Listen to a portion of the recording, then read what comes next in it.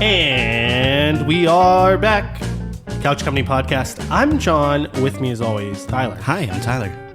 And we're back at it again. Yeah. After every time we have a little bit of an absence. Yeah. Now the audience wouldn't know because we're on top of it. Go ahead and say it. As they say in the business. Go ahead and say it. it. No, I'm not going to say it. Say it. No, I don't know what you're talking about. Okay. But. It's peek behind the curtain. We did it. Okay. Anyway, peek behind the curtain. Yeah. Anyways. What's up? Yeah. So it feels nice getting back to it. Yeah. There's like a really void. excited. Yeah. When I skip a week.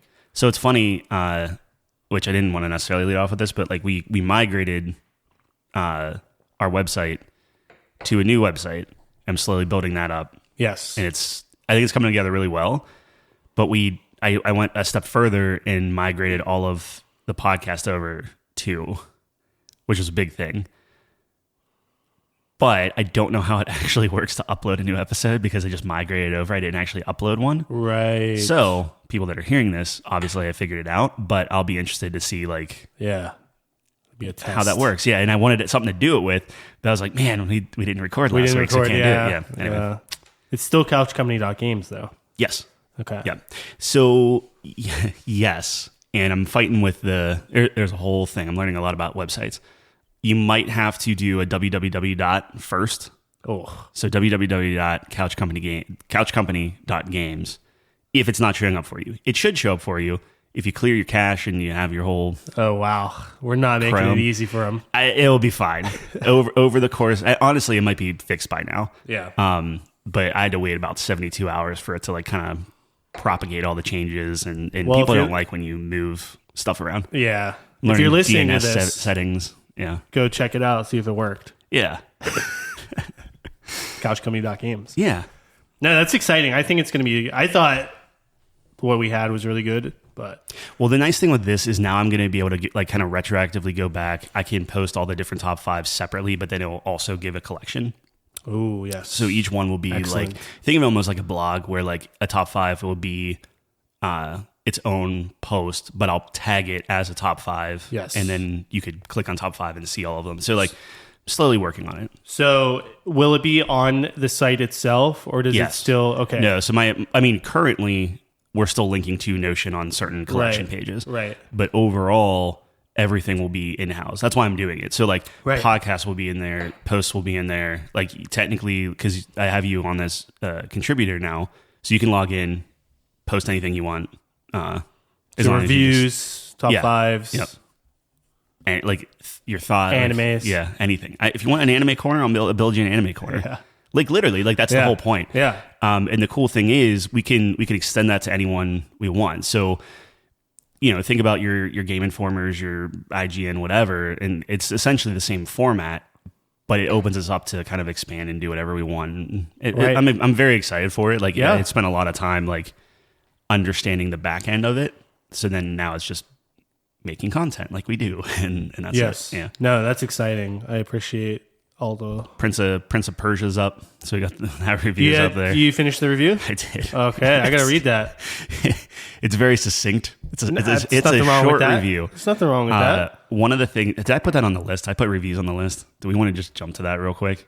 Is it on there? Yeah, sure. So the thing with reviews, and I would love other people's like thoughts and different things like that, but like writing a review traditionally is that what we want to do? No. So then we don't have to do it here, obviously, but like we need to figure out a unique way of doing it. Because the way I was thinking, because a lot of people are like, well, you have to follow a certain format, right? Because that puts you in league with everyone else. And I know one of our goals is get on OpenCritic and be a contributor there. And I think you can still do that, but I think my point with it is like you look at like Rooster Teeth, rest in peace, like how they shut down, it sucks. Right. But the reason why they were so popular is because like, oh, they're doing new stuff, they're trying new things, they're doing new formats like and whatnot. So it's like, let's just try stuff. So like review wise, maybe it gets maybe they're not like consistent at first, just like to see like, let's try this format as we find our footing. I don't think that's a bad thing though. You know what I mean? No. I do like the template that we had just because I like to keep on track, make sure I'm touching every aspect of the game. Yeah. Because I tend to like focus in on some things and then you forget about certain aspects. So I do like the template, but yeah, I mean, Yeah. well, like were the notes okay that I sent? The notes were great. It's just, I think the thing that I was struggling with is I didn't want you to lose your voice with me writing something. You know what I mean? Yeah, so I think sure. that's really the tough thing is like, if you're writing a review, is the review from both of us? So Yeah. like for the two that I wrote, I Right. just put both our names on it and Yeah. it'll say like review by Tyler and John, right? Right. And that's cool.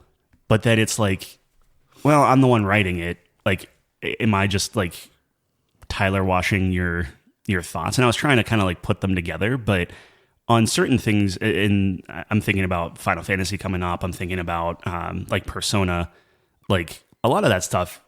Our views are going to be very different. Or Persona doesn't count because obviously I didn't play it. But Right. like for Final Fantasy, I'm sure that your thoughts and opinions and different things like that are going to be different than mine, Right. which is completely fine. But then Right. how do you write a review that encapsulates both, especially if we're disagreeing on certain points? Yeah, no, I think that's a challenge. I think it might be worthwhile to just have one person do it then. Well, either we could have one person do it, and then it's just like, okay, your name's attached to it, so people will understand, like, okay, these are just your thoughts. Right. Or, and this is kind of what I was getting at, is like we find a way to almost like convert our podcast conversation or convert our like normal conversation into text format. Is almost like here's the review and here are the two different opinions and stuff like that. That's almost like transcribing our review. Yeah, right. So there are options, but I want to trying experiment. to go back and capture the essence of what I was saying just for consistency. Mm-hmm. So I think that's not a bad idea. Well, for Hi-Fi Rush and Prince of Persia, I think we agreed on a lot of stuff, and I think that makes sense. It's just Right. as it grows, Yes. I want to come up with Definitely. something. I want to come up with something unique. Like our rating system, I feel it's not like super unique, but it's unique to Couch Company. It's very branded. Right. I would love to find what reviews kind of go with that. No, I think that's a good idea. Anyway, that being said, I'm working on Tekken, so Tekken's review? Tekken's going to be a pretty traditional review. That's, I mean, but Tekken's good. Well, dude, we'll put it Tekken's up. great. Yeah, I've been not practicing though, so I'm going to be really rusty, but yeah, because I've just been super busy as of recently. yeah. So, Which is, I mean, hey, it's fine. like I am not, I didn't know what was going on with the website or anything like that because I've been away. Yeah, So it I skipped the week. wasn't a great time for me to be like, hey man, I need a headshot from you. I need you to log into here. I need you to sign up for this No, thing. it's not your fault. But I was like, I'm like sitting in New York. I'm like, oh God, I can't do this right now. Yeah, you're like, we're out. We're having fun right now. Yeah. So, but it is exciting. So stay tuned for that. But anyways, yeah. So I was in New York. Yeah. Yeah, how was that? I go like once or twice a year because I have family up there. So it's always fun. Me and my dad go. My dad's originally from Brooklyn, right? So I don't know if I've said that before. Does he have the accent? No, he doesn't. At least I don't think so. But it is funny you say that because we were at this restaurant one time, Rochester Inn, right down here. Yeah. And this waitress, like my dad was ordering or whatever, and she's like, "Are you from Brooklyn?" And my dad's like, "How would you know that?" And she's like, "Your accent." And Yeah. everyone's like, "Dude, he doesn't what?" But I guess she was from Brooklyn. Like he must have just a. So can't get rid of it. My father-in-law's in town. He's staying with us over the weekend, and well, the past weekend from your hearing. Anyway, Yeah. and my dad came over yesterday to like help with the garage. Like we were like power washing the garage and stuff like that. Yeah. And we were sitting and just eating lunch as a break, and my father-in-law was like, I could detect like a little Pittsburgh in my dad. Oh, and yeah? I'm just like, yeah, you know what? Like, Yeah. he's a Yinzer. He'll throw that out every now and then and stuff. You say some things sometimes. I do. I didn't for the longest. And Chelsea just mentioned this yesterday. She said that Red Up was a Red Pittsburgh Up. thing. Yeah. I say it all the time. I No. never. You said that was the Yeah. one where you said that once, and Yeah. I was like, "Oh, Yeah, yeah, and I didn't know that was a Pittsburgh thing. oh, 100%." I don't think I've ever said that in my life. Yeah, well, Yeah. that's That's me. awesome though. Yeah, I don't do Makes the you yins. you. Thanks, man. Makes I also that's say like identity. irregardless, but that's not a Pittsburgh thing. That's just Irregardless is a incorrect. Sopranos thing. Is it? No, but they do that a lot. They It's do so the funny. yelling at each other for it. No, they just say irregardless a lot because like they think they're really smart, but Oh, so it's like an not. ongoing thing. It's- yeah, My yeah. mom always said it, and I just picked it up. it's I not saw a it. word. Yeah, well, but it's accepted. Like a lot of Yeah, stuff yeah. that isn't that aren't words, like they Yes, for eventually sure. pick up. No. I also say gum band. But anyway, go on. Gum band. So You say pop. you say pop, don't you? Yes. Yeah. But that's Yeah. not a Pittsburgh thing, but I did learn that's like a Northeast thing. Yeah. In the South, they call it Coke, which is a crime. Sure. So like I was like talking to someone, like I had a bunch of buddies from Texas when I was in college, and I'd be like, okay, so you call everything Coke, but what if you want like a Pepsi? Yeah. Well, first of all, they don't get Pepsi down there. But like, what if you want like a Mountain Dew? Sure. It's like, well, it's a Coke. But then you say you want a Mountain Dew. I'm like, do you understand how stupid this is? But like, how do you order it? Do you say, I'd like a Coke, let's make it a Mountain Dew? Yeah. That's so dumb. It's so Yeah. dumb. All right. I mean, you could just say I'd like a Mountain Dew, but it's like, man, I'm really thirsty for a Coke. I'll have a Mountain Dew Yeah. when the Okay. I server mean, comes. Because you got to replace pop with like, yeah. you don't go to a server and like, hey, I'd like a pop. Yeah. But like when you're talking about pop, just calling it a Coke is very misleading. Yeah. I hate it. That's so dumb. Like, just say soda.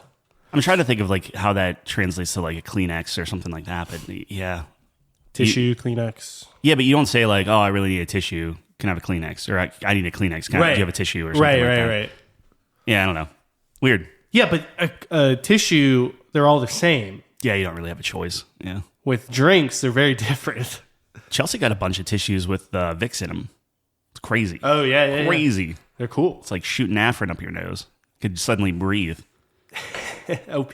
Well, she was like, "Oh, I have tissues. Do you need a tissue? Do you need a tissue?" I'm like, "No, because I don't like blowing my nose. I Right. don't know why. It just feels That's weird to weird. me." Yeah, I know. Yeah. Ever since a little kid, never Probably liked like super unhealthy. it.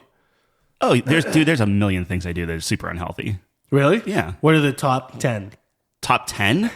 Top 3? Top 3 would be like don't blow your nose and stuff Yeah, like that. right. I think not using the bathroom unless I'm like in a very private setting.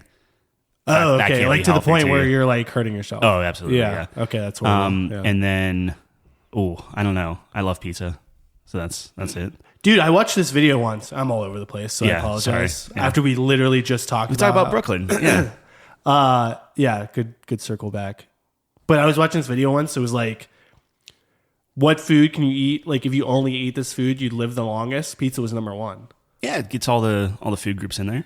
Yeah, I think it's the tomatoes that make it. Well, I like, had really- it for Pie Day. So Chelsea loves Pie Day. She's always talking about it. Like she's Yeah. like, I can name here's pie 3.14 and then do like 12 other numbers. Right. Right. That's her claim to fame. She can actually go like 12 numbers. I think she said she can go 8.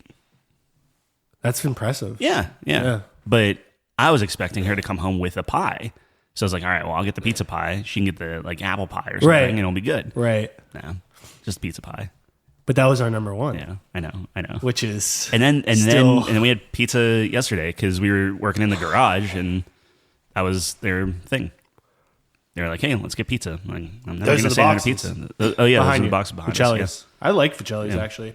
They are my favorite now. They're Yeah. my favorite chain, Yeah, right. but I'm just saying. Yeah, they might be your favorite. You have this thing where your favorites are always like chains. Like your favorite burger's Five Guys, even though the last one you had was not good. yeah. Well, no, that's not true because Chelsea and I went to the doctor and we got Five Guys for dinner. Again, it was good. You did a double dip. We mean double dip. You literally just texted the group chat and said, "Oh, the last Five Guys I had was not good." Yeah. But that was like 2 days ago. No, That was like 5 days ago. it was longer than that. No, it wasn't. It's got to be longer than that. Cheeseburger?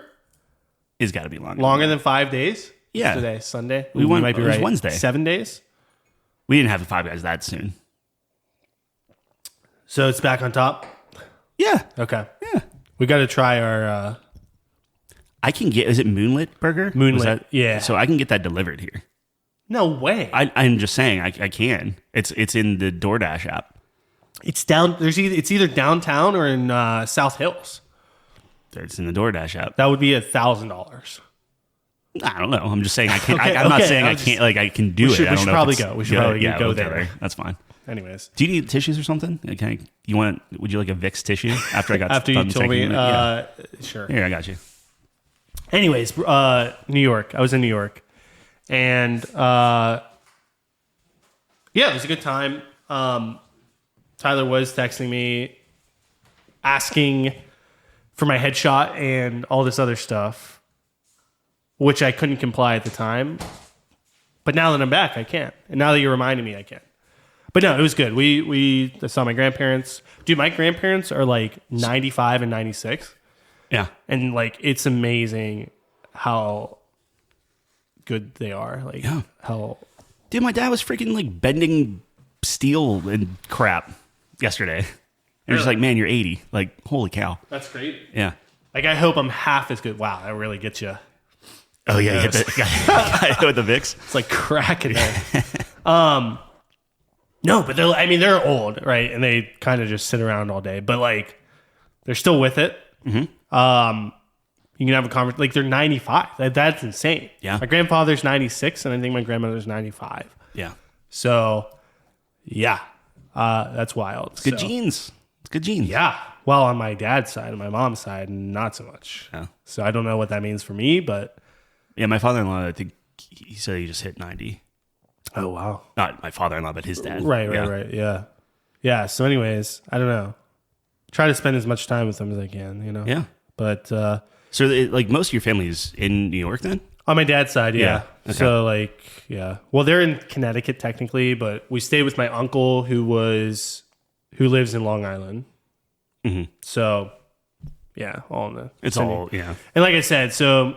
My dad and I were like New York fans, right? When it comes to sports. So we go see some games when we're up there. So we make a trip out of it. So it was fun, yeah.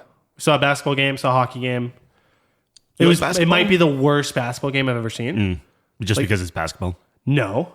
But it was the lowest scoring game of the year. And it might have broken somewhere. It was awful. Like, you would think that if it's a low-scoring game, it would have to be like a lot of steals, a lot of they were misses. just missing shots. That's terrible. It was the problem is both teams were like completely injury riddled. Mm-hmm. So it's like their C crew. Oh yeah, but it was like worse than a college basketball. Like it was like 79 to 72 or something, which is awful. So like typically in the NBA, you get to like triple digits. Yeah. Usually or around there. Mm-hmm. I mean, sometimes when you're really hot, you're like 120. Yeah. Right. This was the worst. But yeah, I would have taken like good defensive game. Mm-hmm. No, this was just terrible. Good seats at least. Like it was. I really like the seats that I picked. Although it was right behind the net, so like when they were coming towards us, you kind of got blocked sometimes because the back of the net. That's backboard. Weird. Yeah, you never really see it. So it kind of blocks the top of the key a little bit. So I think the best next time I go, we scouted it out. So I think I know now. Madison Square Garden is really weirdly designed. You would hate it, I think. I think you'd have an actual crisis being in there because they maximize the amount of capacity that they can have in there and just destroy your viewing experience. So like, for example, they have this skywalk, this catwalk on the top for all the rich people. And what that means is that there's an extra level. So if you have the upper decks, if you're at the very top where the cheapest seats are at, you still have this extra level above you. So it like blocks your view above you. So you can't see the whole arena. I hate that. Yeah. It sucks. So it's like even if you think you're really good, there's always the lordship. There's always something above you and it cuts off. Like you can see most of it usually unless you're way back and then it actually cuts you off. You can't even see the scoreboard. Those are the worst seats. Super annoying. So are they like relatively priced then? Like, do they know? Oh, this actually sucks. Dude, so we'll put for whatever reason, those tickets are the most expensive in the entire. I think. Well, it's Madison Square Garden, which is just famous, but also the Knicks and the Rangers are very good, and also New York's just a complete dumpster fire. Yeah. So I think combination of all three, it's a perfect storm of just you're paying $200 for the cheapest ticket. Ugh. Which is disgusting. Disgusting. A couple years ago, it was like $90. Sounds like a Bad Omens concert is what that sounds like. I just I can't wrap my head around that. I'd rather go to a sporting event, but that's me. So But it was fun. I mean, I had a good time. The Rangers are great. They're in first place. My dad, I love going on those trips with my dad because he just turns it, like, it just rewinds the clock. So we're like sitting there in the garden. He's like, oh man, like we got to go find my old section because he had like season tickets back in the 80s. Yeah. And he's just reminiscing about all this stuff. And like they do cool. like this pregame thing. You know how like they'll do like a, I don't know, like a presentation or something while they're introducing the team, and they like have a graphic or something. It's like showing highlights or stuff. I know it from like baseball. Sure, yeah. So they do like similar thing. But what they did, it was cool. Like they would show highlights of the team, but like mix it in with like classic old school players, stuff. Yeah. And he's just naming all of them. Yeah. He's just like, I was there for that game and this and that, and I know that guy. Yeah. He's like amazing. Like he knows every player from like the 80s, awesome. 90s. Like his knowledge of hockey. So what you're saying is we crazy. need your dad on for when we do the NBA Jeopardy. It was NHL, but yeah. Oh, NHL, I'm sorry. Yeah, hockey in particular, he would destroy us. Yeah. Like his knowledge. Now it has to be old school, Sure. but Post 2000s. even any sport really. Yeah. Like he knows a lot of basketball, like, but it's like old school, and like not now. He like hates basketball now, but Yeah, well, they're a bunch of pansies. yeah, he's just like, oh, they just care about the money. It's so funny. Yeah. But it was a good time. So you said 1-1, 1 lost. Yeah, the Knicks lost, which is their basketball team. Thank you. I didn't know. Okay. All right. Sure. The Rangers won. Yeah. It was a good game. It's good. I'm notorious for picking the worst games. I want to see a football game. It's I've never fun. gone to a football It's a lot of game. fun. Yeah. We should go. You I'd should ask be Calvin. down. He's got, he could hook you up. For Steelers? Yeah. Yeah. I don't know if I want to see the Steelers. Oh, okay. Well, that's the most convenient. Oh, 100%. I think like if I was going to go, it'd probably be the Steelers. But I want to like, if I was going to go to a football game, I'd want to be like what's a really good stadium? Like when we did soccer trips and actually like went and saw soccer games. Granted, we were hung over most of the time, but like, well, the key is to do the game before the festivities. I don't know why you guys never did that. It's flawed. It was a flawed process. It's a very flawed system. But I actually enjoyed going to the different stadiums. Like there was something about it where it's like, oh, I got a little pin from the stadium and everything, and start collecting those. Let me ask you this: so, do you like old school stadiums, or do you like? No, I want the Cadillac, new, like high the tech. New, yeah, I would say I want a USB charger in every seat. Dallas, Yeah. L.A. maybe. Okay. SoFi Stadium. Dallas's stadium's like very state of the art. What's closest to Vegas? What's LA, close? right? Well, Vegas has a team. You could go to Vegas. Vegas is very nice too, I bet. Ooh, so maybe we just kind of We could go to there, Vegas, get a game, go to the Yeah. What were we doing? Oh, we were going to Evo. That could do be- that. But that that's could be a not whole football thing. season. Yeah. Well, in the what center. else do they have there? I In just want to go to the Vegas? stadium. You don't have to be football. I don't know if their baseball team's gonna. So the A's are moving to Vegas, I believe. I don't know if that's happening this year though. What were they originally? Oakland, Oh. Oakland A's. We'd have to check about that. Yeah, it's not hockey, not basketball. Yeah, summer's only baseball, which is interesting. Don't they know have if they any have like soccer weird there. sports? Like don't They we have have to. like weird sports like Well, Vegas is gonna have indoor everything. football and that sort of thing? Yeah, but who cares? Yeah. What about wrestling? Let's go to a wrestling event. Let's go to Evo. I would love to go to UFC. wrestling. Yeah. But that's got to UFC be would big. Yeah. expensive as hell, dude. Yeah. That would be. We're talking 500 plus probably. Do you see the memes of like little kids holding up big signs and there's just like, "We love you." Well, can't say Brock Lesnar. That's a whole. I was going to say Brock Lesnar. No. I don't know why our brains went That's there. you saw Is all he- that stuff. Controversy right now? Oh yeah. I didn't hear any. I don't know anything about anything. Oh yeah. Really? He's in trouble? Vince McMahon are like, yeah, Oh, like I think maybe I heard about that. like some There's some just a bad little kid stuff. Oh, there's a little kid just running running. Sorry, we're looking outside and there's just a little child looking completely lost. I'm worried. Where's his A parents? little bit worried. Oh, I see him. We're Okay, good. okay. There's some parents. Okay, sorry. Got it. Yeah, no, Brock Lesnar, Vince McMahon doing some shady. I don't want to say like sex trafficking business, but like some shady Jesus. stuff. Yeah. Ooh. Yeah. All right. Pivoting off that. Anyway, but should yeah, go to Vegas. We should go to Vegas. kids are holding up signs. They're like, Yeah. "We love you, Hulk Hogan." Wow, Yeah. that's also another bad one. Really? Anyway, He did something bad? yeah, he's Rock, shouting Rock. We racial love you, slurs. Rock. Yeah, but Rock's annoying. But yeah, let's say that we love you, Rock. Okay, and then the look, camera, we the gotta camera find zooms, someone here. the camera zooms into the Rock, Yeah. who doesn't care about Haiti apparently, and then the kid flips it. Well, that was a whole thing with him and Oprah, where Okay. he's like, "Oh, we love Haiti," but then like, anyway, controversy. But it was, you have like a big sign up and it says like, we love you, Rock. And then as soon as the camera pans in, they flip the sign over and it's like, F your mom or something. And it's like this little kid holding it. And it's just really funny to see that. And they have this big like smug face on, like their dad's laughing. I'm like, man. Dude, what people will do anything for clout 100%. These days. It's disgusting, actually, but kind of funny, but disgusting. Yeah. Well, it's our fault. Like, if we didn't care...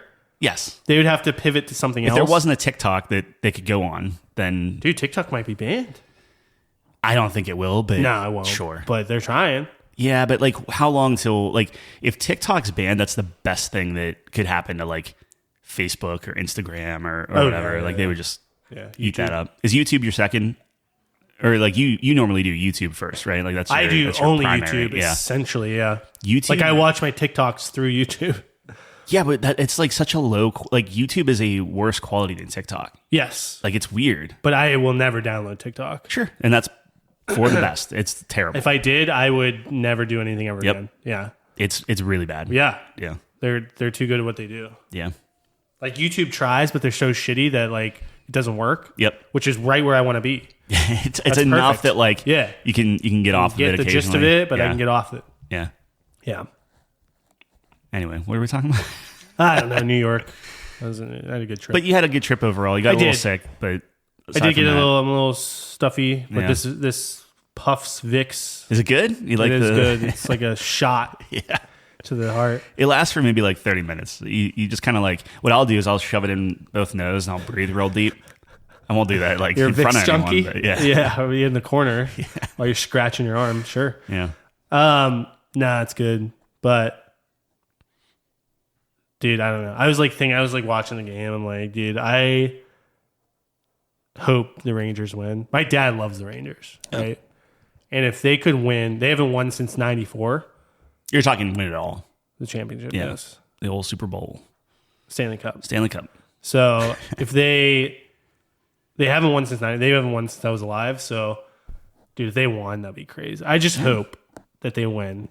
How much would you pay to get the Stanley Cup? I guess it really wouldn't be in New York. You'd probably have to go to like some... No, it is in New York. The Stanley Cup? Yeah.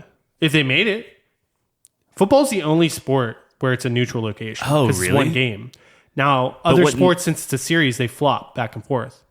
Oh, I guess that makes sense. Yeah, it's every other one. Because they both get an opportunity to be at home. You're right. I'm with you. Yeah. So that's what I love about other sports.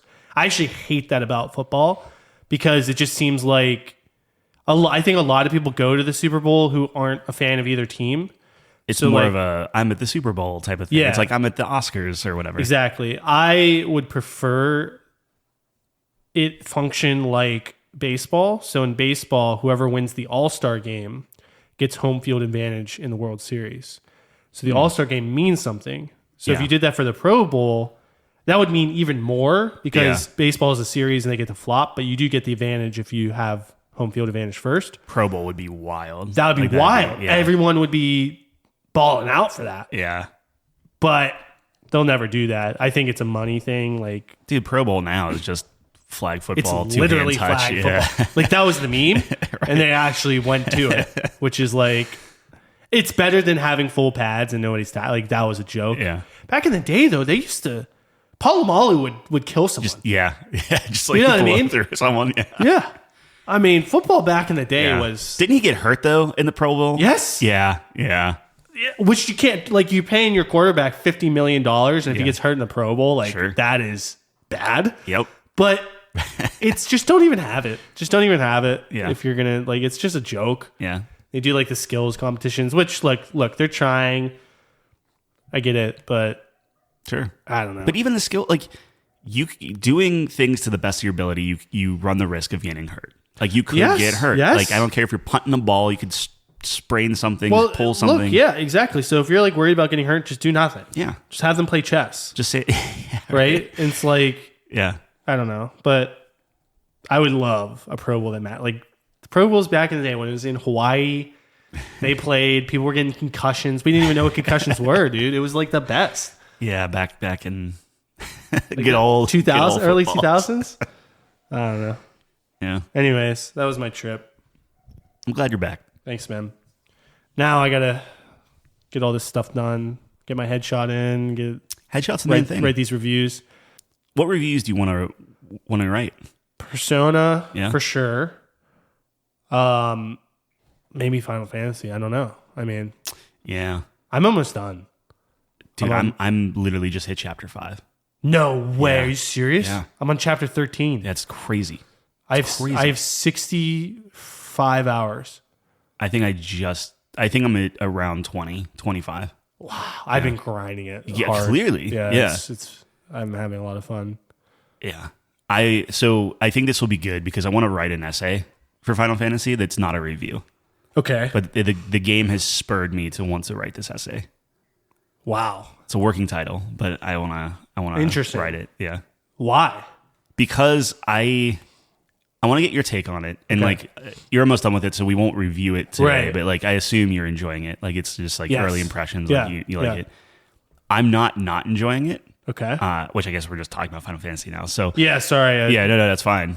I'm not enjoying it, but like I'm going through it. I'm doing the stuff, and I'm just like, man, I can't decide if this is a good game or not. Really? That's where I'm at. Yeah. Wow. I'm not disliking it by any stretch. Yeah. But like just going through the motions and playing the game, I'm like, what is this doing? Like, what's it doing well, and what's it? And just like, man, if I hadn't played the original, or if I hadn't kind of known XYZ, like, do new players, if they just pick this up, would they have any clue what's going on, or would they have any attachment here, or would it really matter on a lot of stuff? Right. And it's just like I'm really struggling with that. Yeah. So I don't know. There are some things I really like about, like Queen's Blood. I would buy Queen's Blood, like by itself. Queen's Blood's fun. Like I get excited. So I'm at the point now where, so just started chapter 5, and it's like you're on your yacht or whatever. Oh, cruise ship, yeah. and it's like there's a Queen's Blood tournament. I'm like, yes, like I'm more excited for that than to fight Sephiroth or whatever it is. You know, like, it's crazy. No, I like as soon as there were new Queen's Blood players, I go straight for them. Yeah, it's a lot of fun. I'm gonna beat you, you two little kids. They were like, did you? Oh, so yeah, you did see the little cutscene after the guy in Junon.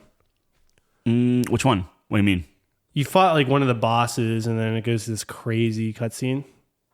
Is there a crazy cutscene? Yeah, maybe not. Have you beaten everyone so far? Everyone that's popped up so far, yeah. I must have seen the last one I did was the fisherman. It was the guy in the other. So they're under Junon. Yeah, the other settlement. The one before it. No, just on the other side of the Junon region. Where the resistance is or whatever. Oh, I don't think I'm there yet. No, if you're on the cruise, you're past that. Maybe I missed it. You missed that whole. Did you do all the side quests in the area? I did all but one. Oh God! What if it's that one? Did you do the side quests where you escort the dog? No. Oh, you missed the whole side of the continent. No. Oh man! And I got the pop up that says you're not coming back here for a while. Back there for a while. That sucks. Wow, that's all right. I kind of forgot about the dog, to be honest. You should do that. I'm not going to go back and do it. I can't. I'm not going to redo stuff. Yeah. Yeah. Well, you can come back. You'll be able to. Well, that's why I was like, okay, you'll be able to come sure. back. What does a while mean? It's fine. No, you'll be fine. You'll be fine. Yeah, it's not. Well, I was just. It's ironic that's the thing is because I went and I did the grasslands or whatever. Yeah. And I like 100% did everything, and I'm just like, I'm not really having a lot of fun just running around doing these things. Like, 'cause it's just kind of jumping around doing stuff.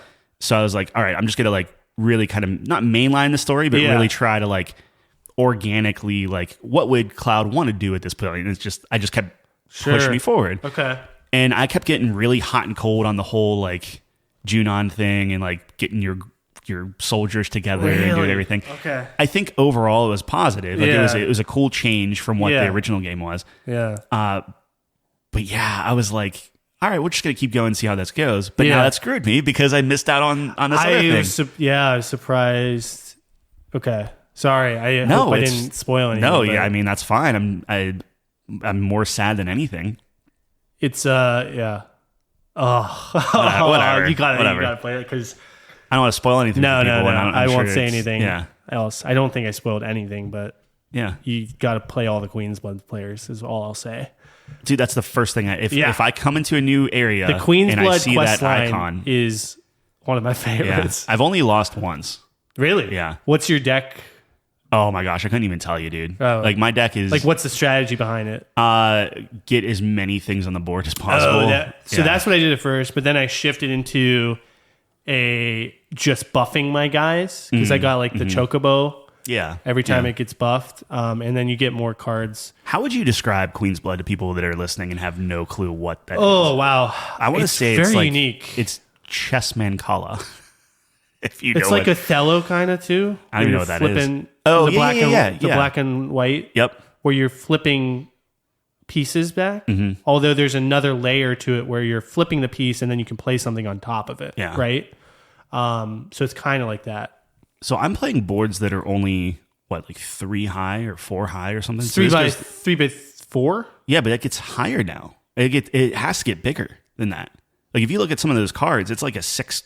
No, it doesn't. 6 get row it doesn't thing. get bigger. You sure? Yes. The reason it does that is because no matter whether you play it at the top or bottom, it'll reach. That's why they're extra length.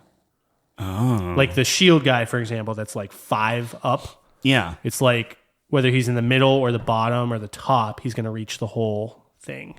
That's why it's yeah, but I have long. cards that are like diamond patterns and stuff. And like when I play it, it's like I put it in any of those areas and like it doesn't reach anything.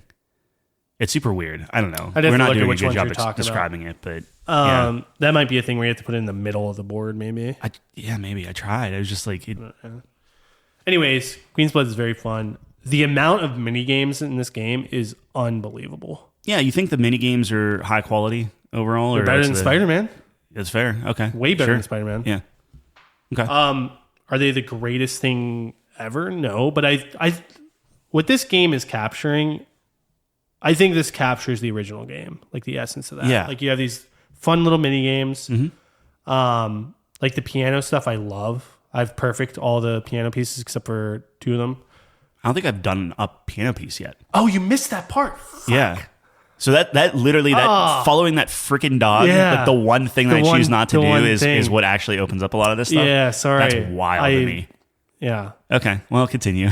Yeah, he brings you to the other half of the place. I hate that. Anyways. You could have discovered it on your own. That's my fault. Yeah, that's why I did all the side quests. Because in the first game, if you do all the side quests, you get some extra scenes and stuff. Sure. So I was like, okay, so I got to do all the green. So what I did is I did all the green side quests and then all the proto relic stuff and then all the Queen Blood. So everything that pops up on your overall world map, where it's like Queen's Blood players, green missions, and then the proto relic missions, I just made sure those were 100%ed. I didn't 100% the areas, but I made sure those were good. I gotcha. Okay. Have you been doing the proto relic stuff? Yeah. I would recommend that. I think those side quests are pretty fun.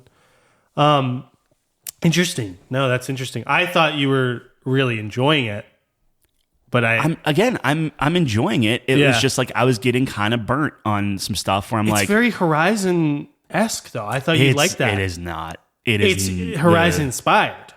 It could. Absolutely. I see the DNA there. I don't want to spoil my essay as I'm writing in my head. Look. No, I think the Horizon does a much better job having unique story beats to a lot of that stuff, because a lot of this stuff is just kind of like pretty cookie cutter. Like you're just kind of repeating the same stuff over and over again, where a lot of the Horizon side quests are fairly unique. I actually really enjoyed the side quests in this one. I'm not. So it's weird because I don't dislike it. I was doing it. I think overall it was like when I'd be done with work at the end of the day and I'd be like, all right, I'm going to play some Final Fantasy. Yeah.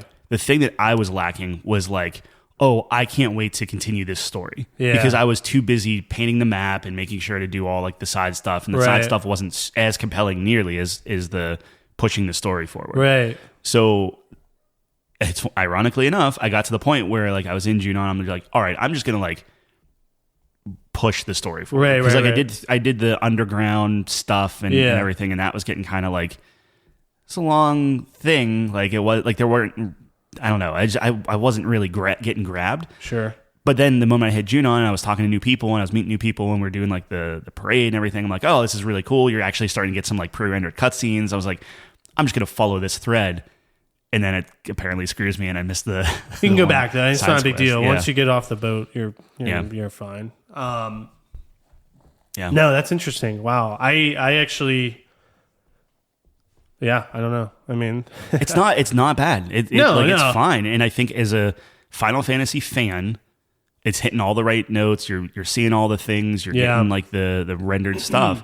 It's just if you're not really into Final Fantasy, maybe I don't know. Like I feel that 15 is just better. Yeah. Wow. Like the world running and the different combat stuff and like what you're doing. That's interesting. Yeah. I don't know. That's fascinating. Yeah. Huh. Okay. Not where I thought that was going. No, I respect it.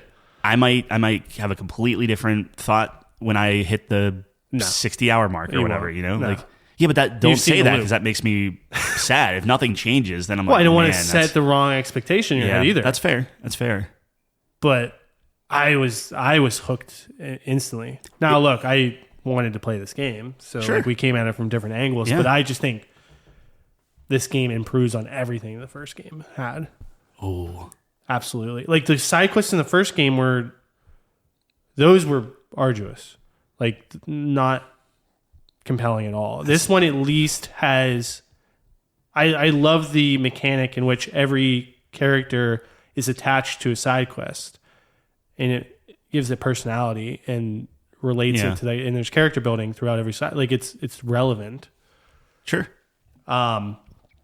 Yeah, interesting. No, I'm eager for our review. I want to talk to Kyle about it, so I'm probably going to beat it today. Kyle already beat it. Sure, that makes sense. Kyle's our friend, by the way, who huge Final Fantasy VII fan. Yeah, biggest fan of that. It's his favorite game of all time, like many other people. Yeah. But I'm incredibly curious to have a conversation maybe I just with him. really brute force it this week and try to. You just gotta do you, man. You just gotta do you. Yeah. I don't want to force you to play something you don't want to play. Like if you got enough of it, but that's the thing is I have got enough of the run around and ping these towers. I've got enough of the follow this owl. That's the loop. I know, but I had enough of that. I want to just see the story through. Yeah. And see what they do there and like they get the cutscenes and the acting and stuff. Yeah. I mean, just do whatever you're having fun with. Yeah. And if it's nothing, you shouldn't feel obligated to finish the game just because. Yeah, but I want to. We'll see. I mean, the games are expensive, so it's like, I kind of want to. Get through it and see. Yeah, sure. I don't dislike it. I'm just trying to. Like, but you think it's middle of the road? Well, like, let me put it this way: you're working your 9 to 5 job. Yes, and like Final Fantasy's on your mind. You're like, oh, I can't wait to play it, do it, whatever. Yeah. So like, I had that with Tekken. I think like that was like, oh, I can't wait to do this and explore whatever. Yeah. Had it with God of War. Had it with Spider-Man. Spider-Man is whatever. But I had it with like Horizon. Like I was like itching to play that. And in this one, it's like done with working. Chelsea and I have dinner. Yeah. We're sitting on the couch.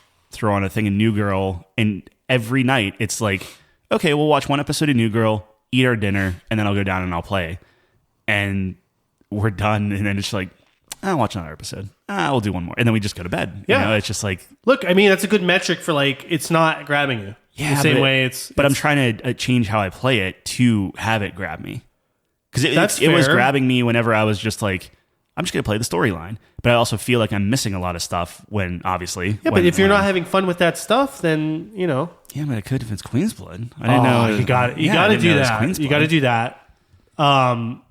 You got to do that. Do you think they come out with a standalone like The Witcher Queen's did? Blood? Yeah. I don't know. Dude, if they came out with a mobile Queen, like a Hearthstone, that'd be awesome. Yeah. How many chapters are there? There's 14 chapters? 14. Okay. I'm very close to finish. So I have 10 chapters to go. Do the chapters get quicker at all, or is it just... You got a long time. If you beeline it, it'll be way shorter. Yeah. I've been like I said, just like doing every side quest. I mean, I think I'm 20 hours in. Yeah. Between 20 and 25 hours in. It'll take you another Like, it's not like I'm not putting the time in. No, like, I was doing it. Look, I think you put a good chunk in. I think you have the gameplay loop. Yeah. Like, I don't want to promise you something like, oh, you just got to make it till this point. It's all going to change. It's like, you got the loop. The story's great, but it's hard for me to know because I'm very invested in the story. Sure. You're less invested in the story. So it's like, are these notes going to hit the same? It's probably not. So it's like... But I like the story. Yeah. It's a great story. I just don't... When characters don't make the decision I would make in, like, normal life or whatever, okay, it always seems weird to me.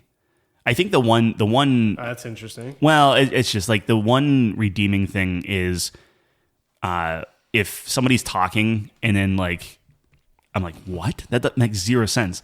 At least every time I've had that like weird kind of disconnect with the story, one of your main characters are like, wait a minute, that doesn't make sense. I'm like, oh, good thing. I'm glad I didn't miss something, right? So like if one person, and I don't want to spoil it, like one person did this thing that you were like not expecting, and then you were like, and then they come and they talk to you right after it, and you're like, wait a minute, you just did this. Like, how are you talking to me right now? And then your whole party is like yelling at them or something. You're like, oh, okay, good. I didn't. No, I think the game is very self-aware. Yeah. Which is good. Yeah.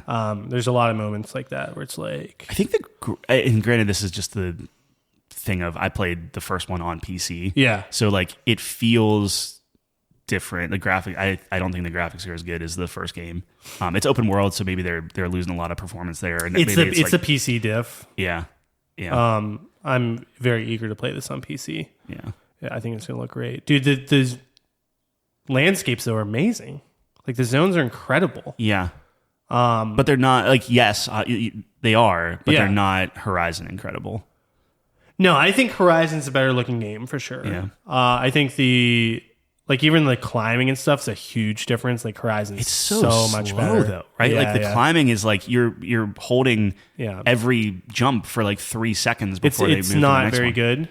Like, Horizon does that better. Like, the animations in Horizon are better, too. But I think this game has, for me personally, just has a lot more heart than Horizon. Like, I'm very much more interested in the characters and the story and the world. Like, the world... And, you know, we'll talk about this in our review probably like next week or so. Let me see how far I get. If you're going to be done with it, I think we could have a conversation and just review it. But the world is incredible. And not that Horizon's world isn't, but I don't know. We'll get to it in the review. Yeah, but hey, that's awesome. Yeah, I'm not down on the game. No. I'm just like mid. I'm just waiting for that kind of connection that I'm missing. And I had it on the first. That's the thing, is I had it on the first game. Did you? I really liked the first game. Really? Yeah. I thought you were similar. No, I like looking back on it and looking on what the first game did and how I was feeling with it. Like, maybe it was just because it was contained and you were kind of in like it just seemed tighter. Yeah. Like, where it's like, here's huge things of land that you just got to navigate across. That was the original. I mean, like. Yeah, I know. They're remaking the game, right? Like, they're trying to, and I think they're doing a fantastic job of striking that balance of old and new. Yeah.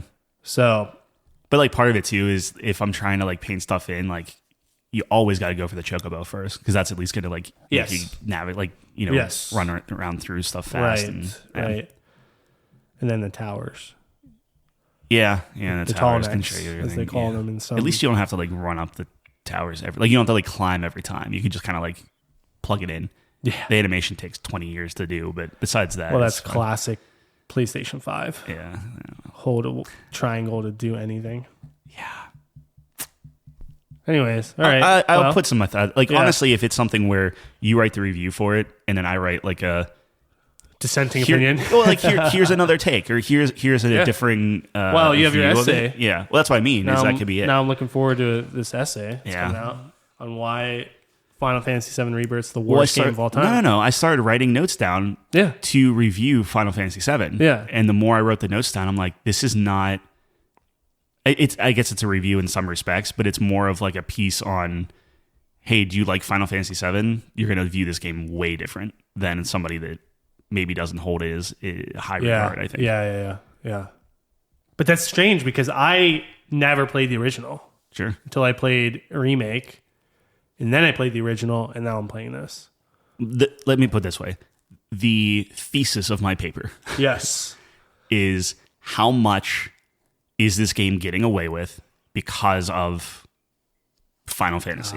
Interesting. Is really the whole shtick is like, how much are people infusing the original game, their personal feelings, it's cool how they did this or they did like whatever. Yes. How much is that is, I don't want to call it nostalgia because like it's a part of it, but I think it's bigger than that. How much is it getting away with? Right. Than if this is a game that's like, no, this is part 2 of a game. Like, for your, like how you were talking about like, oh, this is your Mass Effect 2, this is your Empire Strikes Back, this is your second game that is supposed to, Yeah.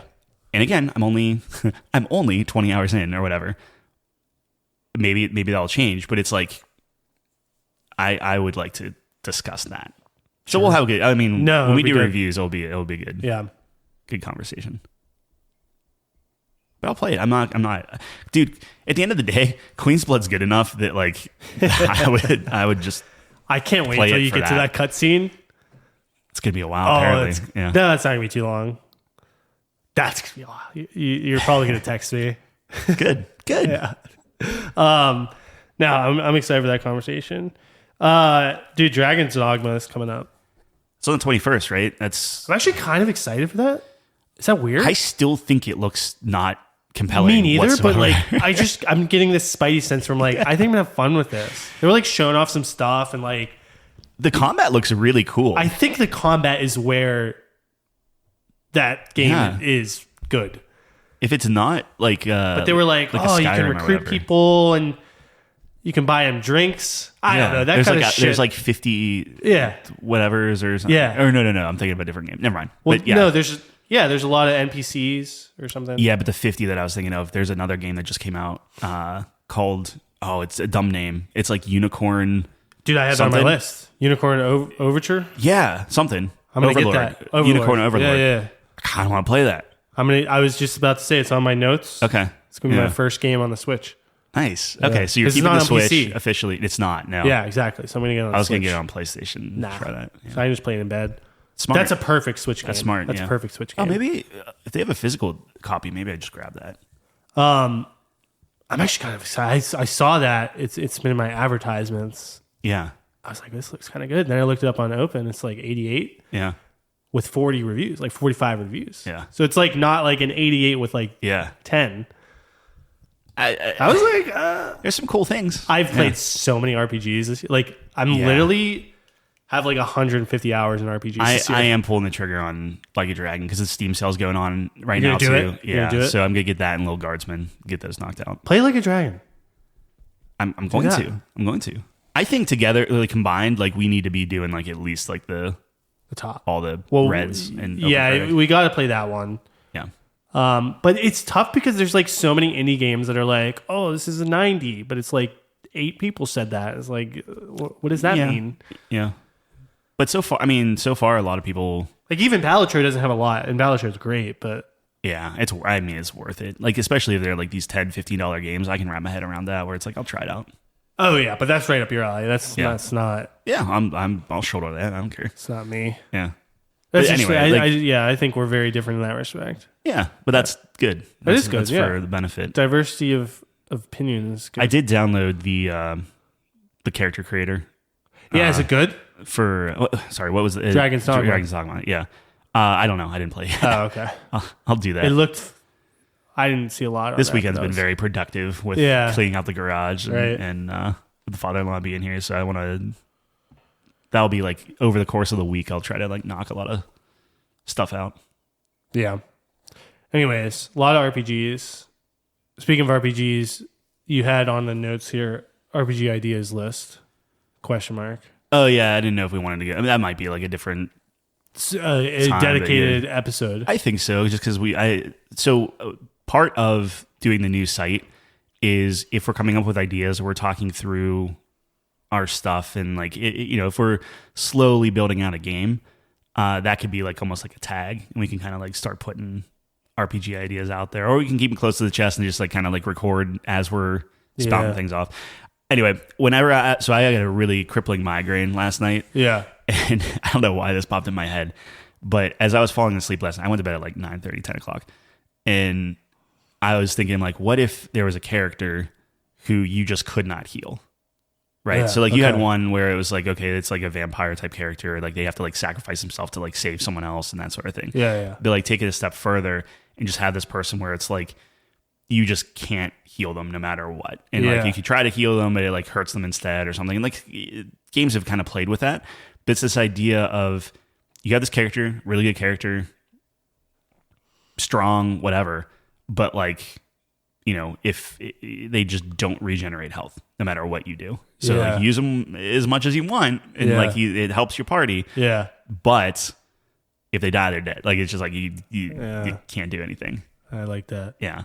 Maybe like a robot or something. Something, or like, but the only way to bond with them is through combat or something. So like you have to like interact with them or fight with them or do this stuff where it's like, it's kind of this like, reward. Yeah. I don't know. I was playing with, like, I was in a little kind of like dazed, painful stupor of a That's migraine, when the best thoughts come in. Yeah. Interesting.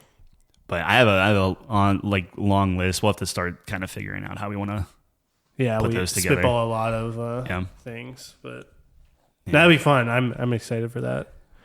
Yeah, I'm gonna put the actually, my father-in-law is gonna do that today. He's kind of like he's down there snapping around, trying to like see like where the echoes are and different things like that in the room. But he likes the panels for the soundproofing stuff. So we'll get the whatever panels we need up there to make a good sound recording thing down there first, and then we'll find a space for that blackboard and put it up, and it'll be good workspace. Do the whiteboard. Yeah, it's gonna be great. Yeah. Oh man, it's the dream, dude. Yeah, it'll be good. Spitball. Anyway, talk about ideas. That's all I wanted to talk about for the RPG ideas. I figured that might just be like a thing we talk through. I think that would be fun to have like Jeff on and just start throwing. Jeff would have some too. wild ideas. Yeah, that'd be interesting. I just think everyone's just like, it's so fascinating when you start talking about things like that. Like, what would you want to see in a game? Because it just really speaks to your own personal experience. Mm-hmm. Like, what games resonate with you, what you've played, any kind of media, actually, right? Like, you really start learning about. I find when I do creative endeavors like that, I kind of learn more about myself too. Yeah. It's like, wow, I really like this kind of thing, or I have a tendency to go with this kind of idea. It's very similar to like D&D, like when you're DMing, because it's the same thing. You're like creating a world or whatever, right? Characters. I think it's another reason why I connect with Final Fantasy so much, because they do these like really dumb things. Yeah. That I do in my games. Like these just stupid, funny, quirky characters or something, and like callbacks and this and that. Yeah. And it's just a tendency that I have. I'm not as like, it's not as well written in my games. It's like really dumb. Like I'll have an armor smith called Jersey Mike. Sure. It's like, it's stupid. Yeah. But I find that to be successful. I just think it gives it like, there's like a charm to that, I guess, right? See, my dumb like graphic design brain or whatever is like, all right, for like every idea that we have, we would need to like categorize it. So it'd be like, okay, this is a character idea, this is a world building idea, this is whatever. Sure. But then you would have like these lines linking things and kind of figuring out like, okay, this is how this affects this and this. And like I would love to have all these post-its up and it'd be like, okay, here's this character and here's this world thing and here's this. And then if we think there's a good link there, we draw it with the correct color marker of like, oh, this is a story link, or oh, this is a natural link, or this is organic, or this is something that could change. And then we just write how that would affect each other, and then just watch this like spider web go out. Like, I feel like we'd have to use AI to help us, because like when we talk about all of these options, all these permutations, it's like crazy. Like it'd be impossible. But that's the cool thing. Like when I was looking up the Unicorn Overlord, for instance, right? Like there's 50 characters that you interact with. Really? It's insane. That's crazy. And they were saying that it was like really cool because like certain characters have certain dialogue and whatnot. But it's like that was also kind of a weakness where like some things are meaningful and some things are just like kind of canned, where it's like, you just put these two things together and they didn't really have anything to say. Right. But if you could tout a game that everything you're doing is meaningful, like That's the that goal. could be a really cool thing. And it's That's just what I'm, like, I feel like our game would focus on that. And that's everything exactly, else comes 100%, second, right? yeah. Like the combat, whatever, Yeah. would just be like, But that's why I'm also afterthought. good with like, okay, let's do the Final Fantasy. Let's see that through. Let's do the Like a Dragon. Let's do like the more RPGs we play, the more you could see what you like and don't like, Yeah. specifically on the relationship side, where it's like, okay, this is worth it. well, that's what, like, that's one of my, like, you know me, characters 1, story 2, vice versa. Yeah. I mean, that's like why I love Persona so much, because Mm-hmm. that's a critical piece of the game, if not the most important piece of the game, is your bond with all the characters. And that's Yeah. how you literally progress and get stronger. And some are better than others, but I think that game does a really good job of, what's cool about that game is there's like, they use the tarot cards, Yeah. and there's different archetypes, and then each of your confidants or social links is respective to one of those types. So like there will be someone who's linked to death, and their backstory will be ingrained in like their arc. And like there's a emperor one, and you know, the fool, and all those different cards or whatever. I think that's cool. Everyone like has a theme. I just find that really interesting, and But understanding It how much of categorizes it it like well. you want to show to the player versus not, and how much of it is mechanical and kind of like it makes sense. You in can kind of Persona, see, they're like, what you have to do. very direct about, and, like, you got what's 3 organic. points for that response. But like I was saying last time, I don't think we were on air for this. I love a game that maybe there's a character you actually have to go negative first because you're challenging their beliefs. Yep. You're challenging their views on their perception of the world. But in the end, they actually come around, or maybe you come to like a middle ground. In a lot of relationships, this happens, right? Like you challenge each other and you actually see the other person's perspective, and maybe gain more of an understanding of where they're coming from, and maybe even shift where you were at, right? Now that's tough to do because from a game designing perspective, we don't know where the player's at. Right. So he or she can't move. So it's only the one, you know what I'm saying? Yeah. So it's only the one side of it we can affect. Yep. So we only have control of the one movement, but you would hope that maybe there'd be this like middle ground, or like that character in the game would start seeing, because I was talking about this last time where it's like, it seems to me like in a game like Persona that I didn't like is that I have to just suck up to the character and agree with their perspective. Yeah, exactly. So in the beginning, it's like, oh, wow, this guy's a douche, but he's going to have an arc. But to get the max points, I have to agree with his douchiness at first. Yeah. Because it's all about time efficiency in Persona. And if I'm not getting the max points, I'm not going to be able to speak with him until I do other stuff and waste time, essentially. Right. So that I would change that for sure. But you could have people that require, like, sometimes you just don't get through to people, right? Like sometimes you have to butter them up and go the opposite way of like buttering them up, get their thing, and then change them that way to, if you're trying to, Well, some sway people them a like certain to way. be challenged. Yeah. Right? It could go both ways. Yeah. Yeah, I think, no, 100%. I would love to see a character who's like, oh, you're just buttering them up, and then they think you're fake. Yeah. And they're like, oh, like you're just...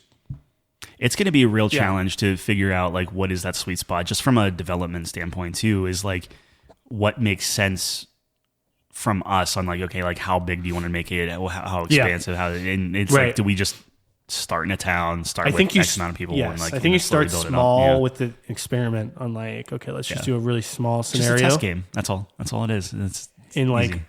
let's just do all these options. The thing I want to avoid as well, like this is the thing I don't like about Mass Effect, is like, I want to get out of the trap of like the blue, gray, and red option Yeah. on the wheel, right? Yeah.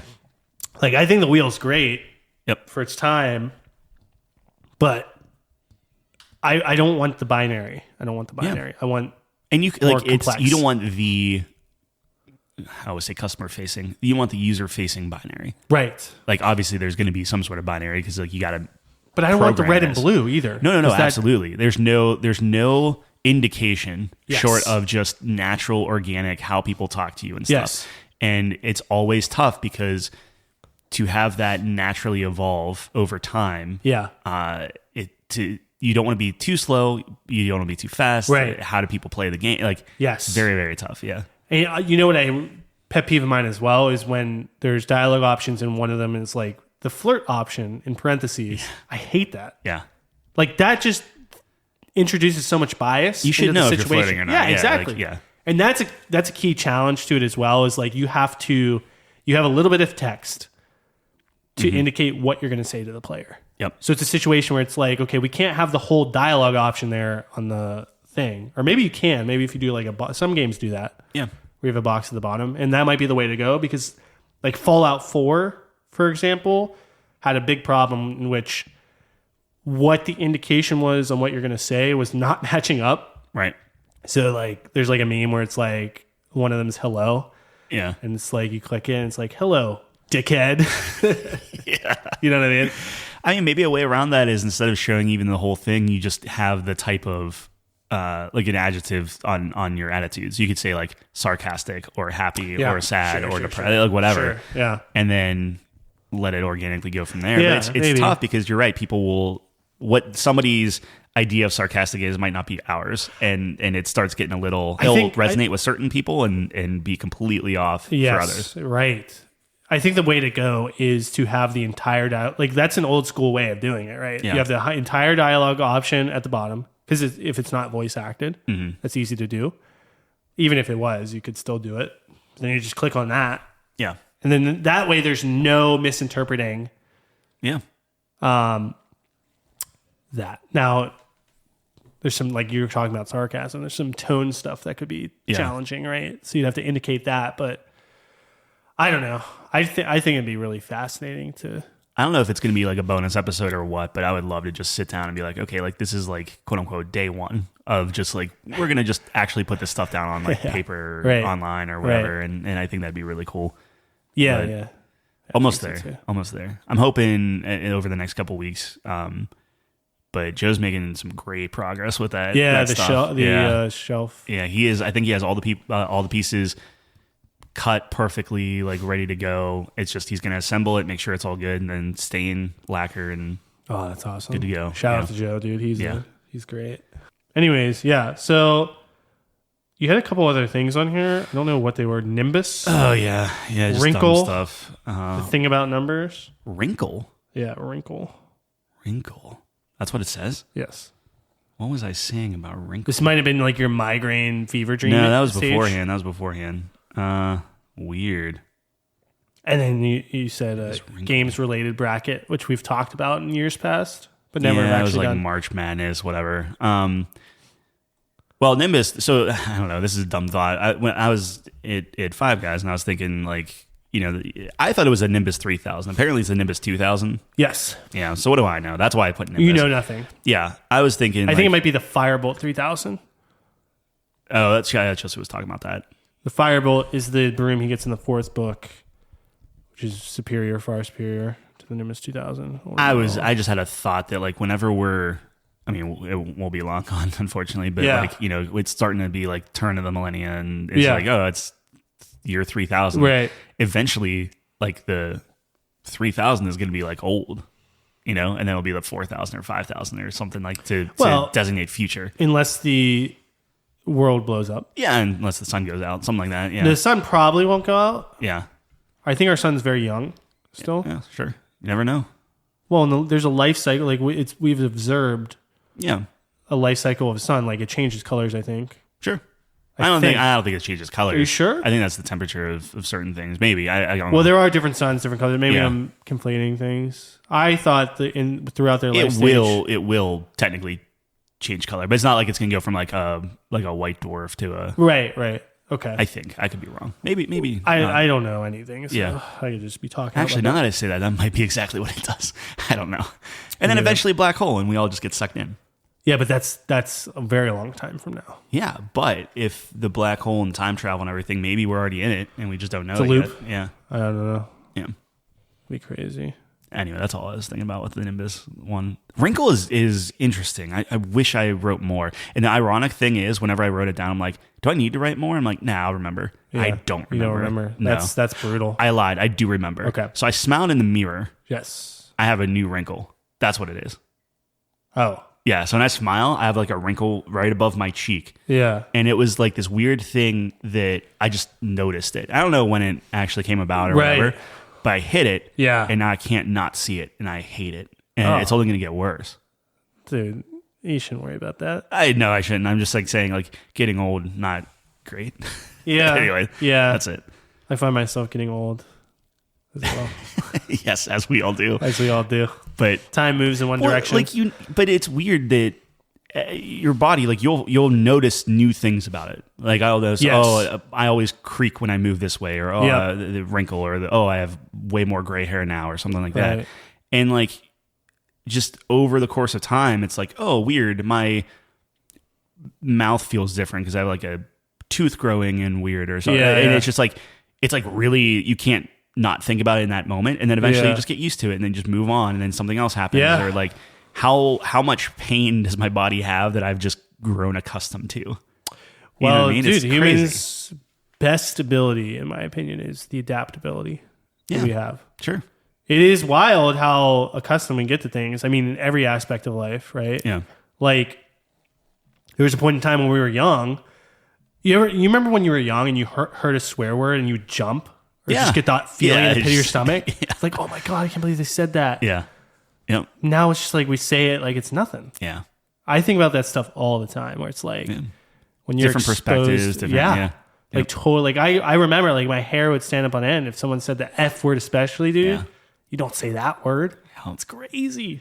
I've started having these weird kind of flashbacks now because I'm seeing everything through like, okay, like when our daughter's born, like her life is going to go like super, super slow, right? To her for a long time. Yes. I keep having these weird flashbacks where I was like trying to like kind of go back in time, and I don't know what spurred this, but Chelsea turned like the hall light on or something with our door closed, and a lot of the light was like leaking into the room. Yeah. And I remember it just triggered a memory as a kid where it was kind of the same thing where my door would be closed or cracked or whatever, and the hall light would be on, and I would feel like safe, and I knew that like my parents were downstairs and everything was like fine and stuff. But there would be times when I'd wake up in the middle of the night and the hall light would be off because they had gone to bed or whatever. It would feel like really cold, and I was like scared, and I guess partially was scared of the dark, but it just felt really weird. Right. And I don't know why, just like those type of memories keep flooding in. And I'm just like, man, I wonder if that's just me or if Penny's going to feel that way or whatever. It's just like, it's a weird thing to start remembering like the day to day as a kid. Because normally as a kid, you're just like, oh yeah, we used to do this all the time, whatever. And you kind of like paint these broad strokes of what your childhood was like. Right. But when you start to really go like nitty gritty on like the day to day stuff or like these little tiny things that were like a big deal to you as a kid, it's like, man, that's wild. And then to think that you're going to be responsible for like creating a lot of that stuff for your kid, like that's I don't know, it's a really trippy way of thinking. I'm sure it is. Yeah, I don't know. Sure, sorry, like, I don't know where that came from, but yeah. I find it fascinating, that whole perspective. I mean, that just like it changes everything. Yeah. And it'll actually change when she's here. So I'm like really curious to see how you change as a result of that. Just be a lot more tired and yeah.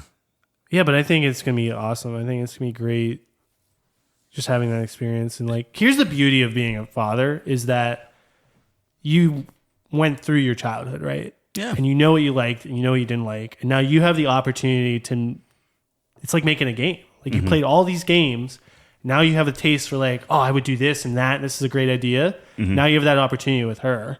And it's like, you can make it how you wanted it and learn from the mistakes. That's the beauty of this cyclical nature of humans. I'm like, so much like my dad, though. That's the thing is like, I love my dad and he did such a great job. Yeah. But there are certain things where like, oh, this is how my dad would have handled this situation. And it's like, okay, cool. I got to like, you know, either repeat that because I know it's like really good or it's like, oh no, I want to tweak this because this is how this made me feel whenever I was 5 or whatever. So it's like, I want to navigate that. Yeah. And the same thing with my mom, but, just my dad being here yesterday, it was like we've grown really close, and it's been like it's just different, like how we were like as kids versus now. It's just such a weird transition. Yeah. So then it's like, okay, like do I model after like when he was younger versus now versus like, it's such a because like you're absolutely right. You get to see like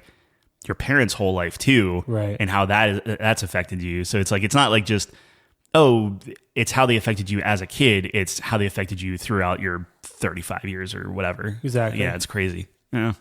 Well, that's the beauty of it. It's like not that like my parents are amazing, and they did a great job, but they're not perfect. And it's like you always strive to be better every generation, and you'd hope that like she is better than you, right?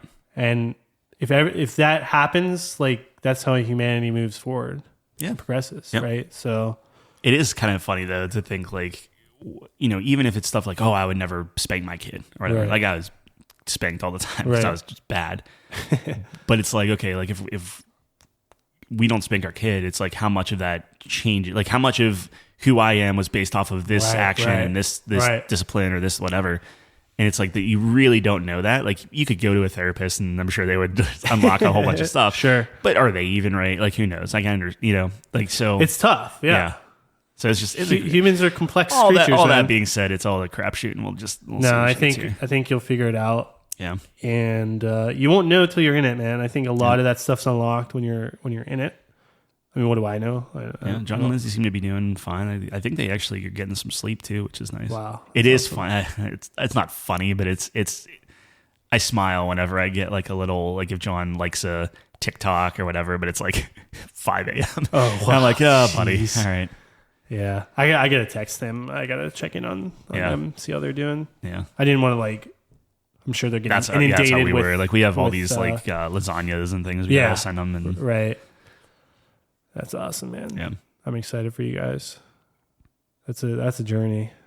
Yeah, we'll see. I mean, we'll always have the podcast, and we'll just keep doing it. Yeah. At least we have this. Did you want to wrap up with the thing about numbers? Yeah, we could do that. That's how long ago? Oh, that's a good episode. All right, numbers. Okay. So we were talking about this yesterday. Sure. We is in you and Chelsea? Me, Chelsea, and my father-in-law. Okay. Yeah. I say, and I think Joe's here too. So brother-in-law too. Sure. Actually, definitely, because he was fighting me on this one. Sure. I think we invented numbers. And like, therefore, we invented like math. Yeah. Okay. So we were talking. Is that a disputed? Well, so we were saying like, okay, pi, like the number pi. Yeah. And this is where Chelsea was like, I could do 8 numbers. And it's like, it goes infinitely. It's all connected. It's all infinite. Yeah. Yeah. And I was saying, well, technically it would end when everybody dies. So let's say you are reciting the number for pi. Yep. And you can live forever and everyone else is dead. Yep. Right. So it's like, and then eventually like you're gone and then the number ends. That's the number. Right. To me. Like it's not infinite. It's just whenever the human race is gone, let's say the planet turns off or whatever and we're dead. It's like to me, then the number's done. Like that's the finite thing. I have the same exact argument. We're on the same exact page. Okay, yeah, exactly. So my brother vehemently disagrees because he's actually smart. Sure. He's math. Yeah. But it's all theoretical. Exactly. But we're coming at it from a philosophical standpoint. It's like, does anything exist if nobody's there to... It's like if a tree falls in the forest kind of deal, right? We came up with it. We did the math. We did. It's not like we discovered numbers. Well, can't you find pi in nature? Like circles, right? So like the golden ratio and stuff. Yeah, but circles specific, like the radius or something. Yeah, but that's us explaining stuff. So I'm not saying it's, but like you're not. Like it's pi, not. So math is just a tool to express, just like nature. With like time and stuff. Like we're trying to express like. So technically, it exists, but not in our way of saying like, oh, we have to put all these numbers out to do it. Like pi exists. I'm not saying it doesn't. Yes, but it exists in this like, it's just there. Right. So I guess the other argument would be like when you're describing a circle and you're trying to find the radius of a circle. Yeah, but who cares? Circles exist. Well, that's the thing. You can't say that. Well, no. What I'm saying is the only reason all of that happens, and the only reason why you have all this stuff is because it's humans and we're trying to do that. You think a dog comes up and be like, I would really like to find the circumference of this frisbee. Heck no. It's just like, man, this frisbee's really going. They like frisbees. Yeah, but I don't think they might. Maybe. But I'm saying is like there is a finite end to everything. Like, yes, theoretically, you're absolutely right. You just keep going. Yeah. But nobody can ever just keep going. Well, they say the universe is infinite and it's ever expanding, but it's like we don't know that. Yeah. Like you can never get to infinity. Yeah. So you can never prove that it exists. Exactly. Like it's not, because the moment you die, it's done. So then it's theoretically. Again, yeah, exactly. Who knows? Theoretically. Yeah, it's all mumbo jumbo. Yeah. So my thing was like, it's not like we're like discovering gravity. We're just trying to make sense of this chaos. Where like gravity's a thing, right? Like you know, where we discover it, it's there, and they're like, oh, hey, this is how we explain it or whatever. Right. But it's not like we're manipulating. Well, it's numbers are there too, but it's just the vehicle in which we describe things. Sure, but like you can have a number of objects, like that is real. Yeah. But we have to categorize that somehow, and we use math. We invented math to do that. Right. Yeah. Yeah. Yeah, exactly. So, I don't know. It's like we invented language to do any, like... Yeah, it's talking. That's fine. Like everything's meaningless. Yeah, well, I think that's the crux of everything. We invented language to describe it. When the sun goes out, it doesn't matter, is really what that boils down to. What is a sun? It's just a made-up word. Yeah, fair enough. I mean, this rabbit hole we could go down very deep. Yeah. It's bad. This is what all the philosophers did, maybe. Probably not. We're probably very stupid. Anyway, I don't know. That's all. No, I agree with that. Although it's like, I don't know. It's a theoretical. Well, I was getting looked at like I was crazy. No, I had the same thought once with that, where it's like, yeah. Like, can infinity exist? Can you ever? Because you can't get there. Infinity only exists as long as we're around. I also treat infinity like the way I think about it is like it's movement. Okay. Infinity seems like an ever moving thing to me. I don't even know how to describe it. Like people talk about infinity like it's set in stone, where it's like, oh, it's just infinite, and here it is, like it's another number. Yeah. But I always attribute direction to it, where it's like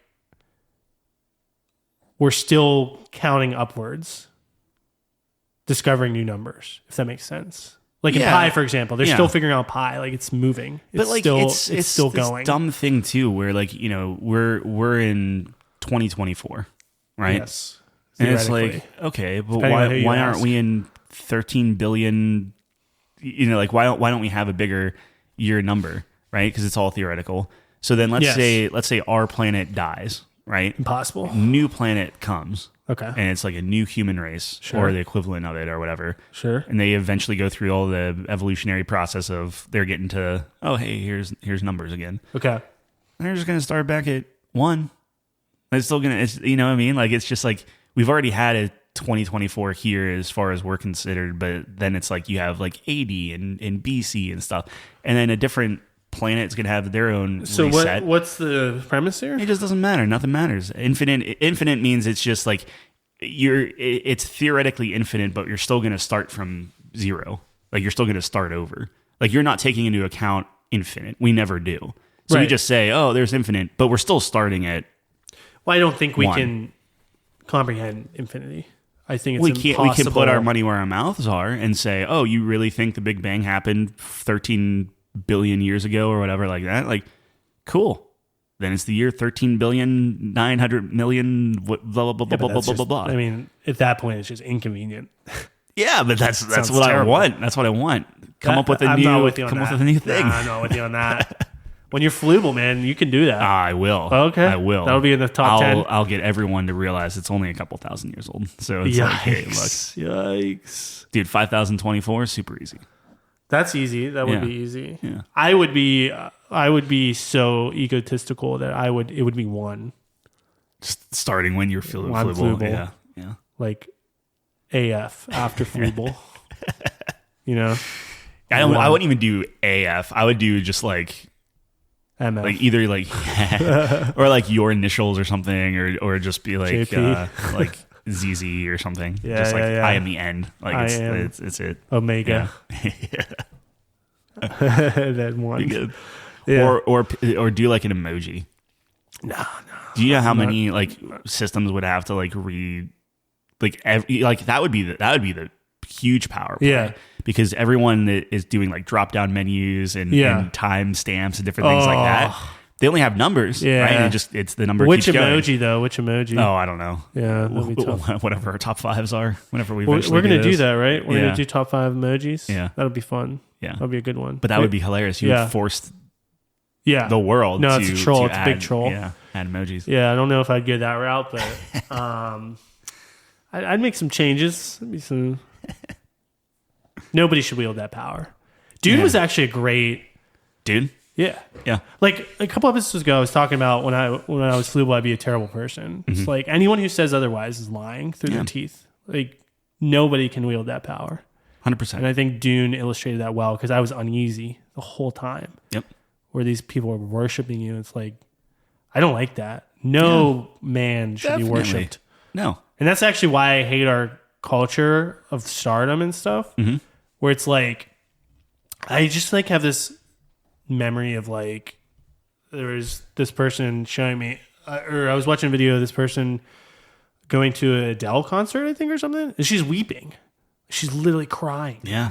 And I'm like, she's just a person. Like she's look extremely at all those videos talented. of Elvis or the Beatles. Or, yeah. She's extremely talented. Her music's great. You know, that's a special experience. I get it. And, you know, getting emotional, okay. But I don't know. There's something perverse, in my opinion, about that sort of attachment to a singular person. Yeah. It's like scary to me. It's because you're a god at that point. Like that's but no that's different. what these people must think. Yeah. If you're one of the most popular, like Taylor Swift, the fact, maybe she is crazy, but the fact that she hasn't gone insane. Yeah. Just based on, you can't have a normal life. Right. She can't go to the store to buy milk. Well, she has people for that, but yeah. But she couldn't if she wanted to. Right. Everyone would stop you. Probably, Everyone would want a picture. Everyone would be telling you, oh, I wonder if she could go into like Montana, just real normal, and just walk I don't walk think so. in. I think and she's see. that popular that she can't go anywhere. Henry Cavill did that in New York. No one gave a crap. He's nowhere close to her. I guess, but he's up there. Like it's from a star. Like if you just see a star in the middle of the street, like But everyone knows her. Yeah. A lot of people know Henry Cavill, but I don't think he's close. Honestly, I wouldn't. Oh, to Taylor Swift now, not at all. So should be. He's a gem. I would say maybe like a president is on that level. Like everyone knows the president, young, old. Maybe. Yeah. Yeah. Like if Trump walks into, everyone knows Trump. Like he might Trump, be. Yeah. He might be the most. I think you could get Biden in there. And Yeah, him I too. don't think. Well, I don't know. I'm just saying. Just I don't old think. grandpa. I don't you think might, anyone would. Yeah. Trump's so unique of a He would be a person. pompous. Yeah. Yeah. Like it's. Yeah. He would be telling people. He hey, might be the do you know most who I am? famous person on the planet right now. Yeah. Him or Swift, maybe. I think overall we still give extra credit that like it may like to people like Taylor Swift is up there for sure, but like how many popularity? times? Yeah, but how many times do you see like they pull like Steve Carell or any actor and they're like, oh, what do you think of Steve Carell? And people are like, oh, I don't know. Like they don't even know it's him. You know, there is that. You couldn't do that with Trump. Well, no, that's. I don't think you could do that with Taylor either. She would be up there, and they're international too. Like, yeah, you drop them almost anywhere in the world, I think they'd be recognized almost immediately. That would be funny. I would assume they'd be more recognizable in other countries. Maybe. No, I don't think so. You don't think? I don't know. I don't know. Taylor might be able to get away with it. I mean, like, she had somewhat of it. Like, she puts glasses on. The Clark Kent, maybe. I don't know. Anyways, my point is, no one should wield that amount of power. Yes, and I agree. Absolutely corrupts your soul and is just terrifying to think about. So you think if we didn't kill Jesus, we just let him go? Ooh. You have to, though. Yeah. Oh, yeah, kind of but defeats the whole purpose of the... Yeah. Yeah. What that a guy. New RPG idea. I love that story, though. Yeah. Like it's just... I have always resonated with the character that puts the weight of the burdens of the world on his shoulders, even though he's innocent. That is super powerful to me. Yeah. Like, there's a lot of stories like that, but I always resonate with characters like that because, like, they don't deserve it, but they take it anyways. Yep. That's a powerful archetype. But not the main character. Could be the main character. No, I'm saying I wouldn't make him the main character. Yeah, usually it is the main character that Absolutely, does that, but that's the subverting expectations of like... Yeah. Because the reason why I would not have the main character is because nobody is to that level. So if you have a human playing the game, they don't deserve that. You know what I mean? Like, sure. you don't deserve to be Jesus. Sorry. Well, it's, is there a situation in which they have that option to do that? But maybe. It's like, okay, well, you can live and keep the relationships you made with all your characters, play the sequel, or you can die. And then it's just you aren't allowed to play the sequel. You're the greatest. But you can play the sequel, but everyone's talking about you, but you have to play as a new character. Yeah. That'd be interesting. That would be cool. And what I would be fascinated about in our RPG, where it's all about decision making, is we'd be able to track what, like in a theoretical world where a lot of people were playing, is like what decisions everyone made. Like I love that for Baldur's Gate and everything, where they were coming out with, here's how many people did this and that, and I thought that was that would be cool. The back end stuff where we would need a programmer to get all that in there. This is all a pipe dream, but like that would be really interesting to me to like, because that like there's going to be, our goal would be to like, we want it to be so even that like in a dream world every decision would be even, and it's just like a complete mix of thought, but that people would gravitate towards some things, and it would be like for example, maybe we'd have a villain that we try to make sympathetic, and there's a choice whether to save them or not, but overwhelmingly everyone just thinks he's a piece of shit, because like you have like a good thing he did, but there's like a reason, and the reason's not compelling enough. And it's like finding that balance where it's like you want 50-50, where people like really can't decide, or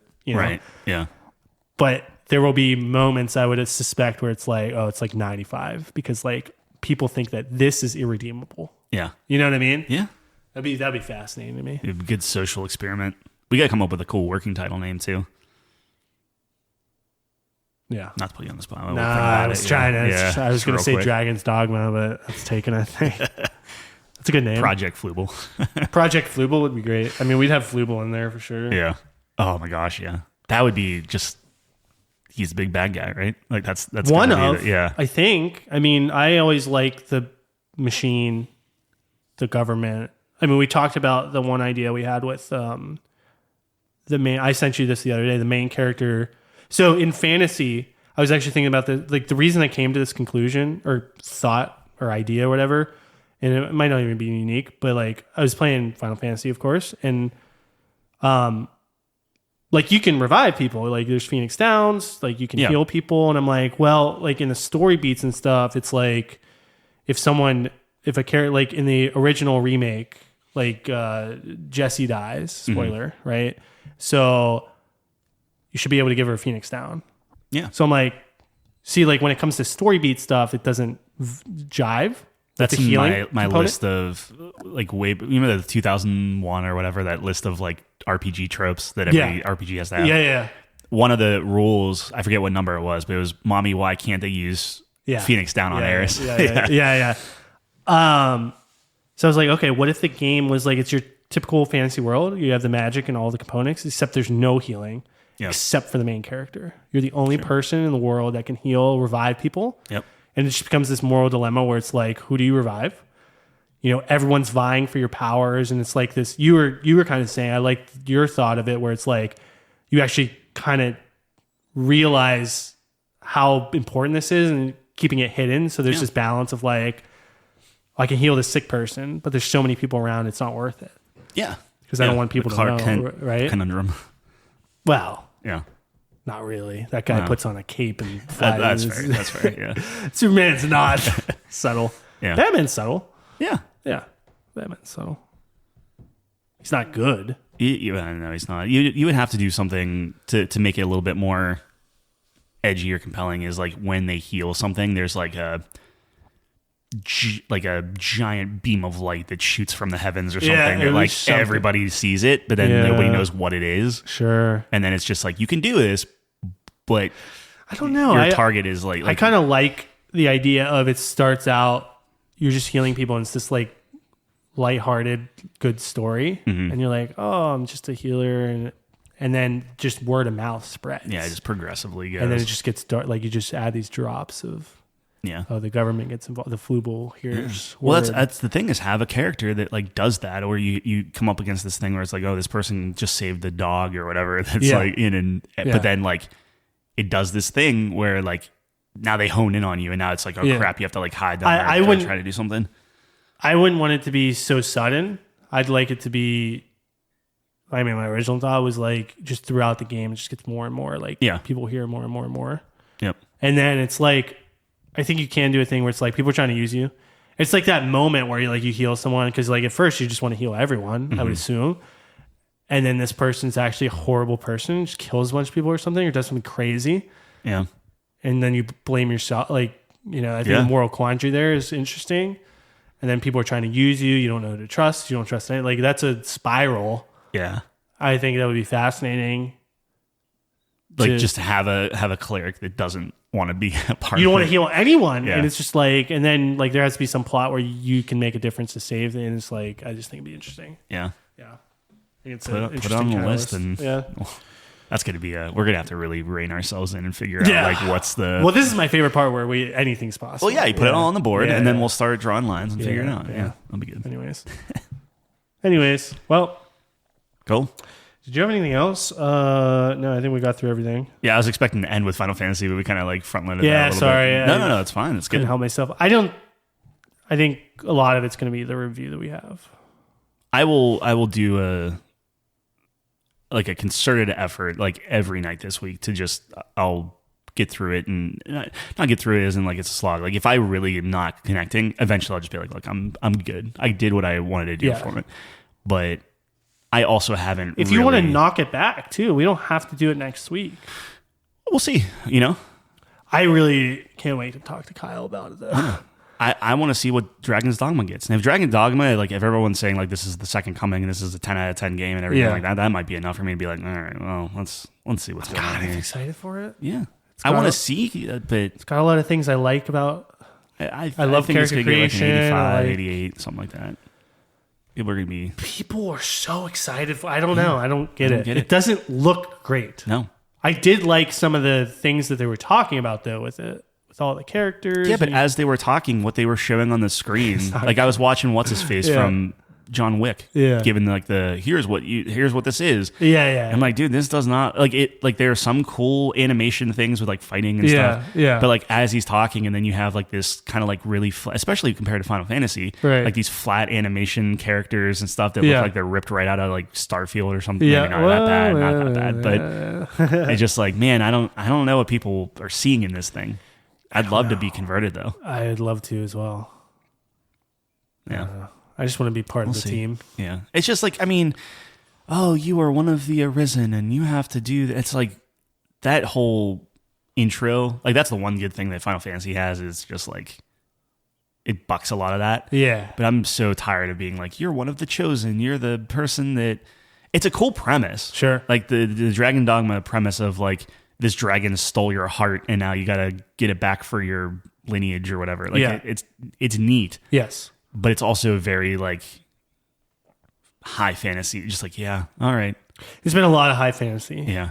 I think. It's like, cool, let's do this. But how many apples do I need to pick and bring to this NPC? Like that kind of thing. And like they touted a big thing of like, oh, we don't really like they have fast travel, but it's not like crazy fast travel where it's like we want the world to be brimming with life and engaging and different things like that. So I'm like, if they pull that off, I'm in. Yeah. I think Witcher did a really good job with that. Right. So if they can go that route and make it almost like, here, I'll tell you, I'm looking for an accessible, like Elden Ring-esque thing where it's full of discovery and whatnot, but it's not like cheap. They kill you and then you got to redo a whole bunch of stuff and things like that. Like if it's like a more narrative-driven thing, but it's like Zelda in the fact of like, I'm going to look, oh, that flower on that mountain looks cool. I'm just going to go there, and then it's rewarding. I'd be down for that. Yeah. Yeah. We'll see. I don't know. It could we'll suck, see. maybe. I don't know. Maybe. That's the beauty of When, next week? 21st. So, I think Thursday. Wow. Okay. Yeah. Excited. Yeah. After that, I don't know what's next after that. I think there's a little bit of a dry spell. I mean, good in that there's so many RPGs like a Dragon. Little Guardsman isn't too long, so I'll knock that out. But yeah, I'm gonna do Unicorn Overture Overlords. I really want to. That game is right up my alley. Like as soon as I saw it, I was like, oh, this is like a Fire Emblem. Yeah, but it looks classic more JRPG. Yeah. But they were talking. It's not like heavy exposition. It's like you have a couple of lines and then you move into the combat and stuff, and it's just like. Is there 50 characters? There's like a relationship aspect to it, like build bonds. Yeah, I mean, you could technically marry everybody and do all kinds of stuff. Oh, really? Yeah, dude. The one thing, not to keep harking back to our RPG, but one of my favorite things about the one Fire Emblem, I think it was Awaken or something, was like there's two halves of the game, and in the first half, you kind of like pair people up based on like because like that game's mechanic was like you have people in pairs and they combo each other. Yeah, that's. Is that all of them? At least the last two, yeah. Yeah, maybe that is just Fire Emblem. It seems that anyways, way, yeah. So you'd pick like which party members you pair up, and then they would get bonds with each other. Mm-hmm. And then the second half of the game is like their kids, like you could be part of your squad or something. That's cool. Yeah. Now it was weird because there's some time travel stuff because they're still young, and then their kids are their same age, so that was really weird. I would love a game where it's like either the first half of the game's that, and or then you play as their kids, or the sequel. Yeah.